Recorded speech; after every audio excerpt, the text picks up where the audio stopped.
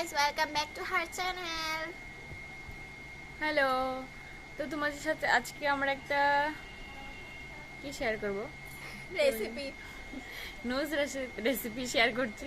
এটা হচ্ছে without surgery কিভাবে তোমাদের নোজটাকে সরু দেখাবে আর ছোটটাকে একটু ফ্লাফি দেখাবে। ঠিক আছে, start. প্রথম এভাবে নিজের মোশনে এসে পড়ো, তারপর ঠিক আছে, দেখাচ্ছি একটু। হ্যাঁ, এটা একটা প্র্যাকটিস ছিল। এবার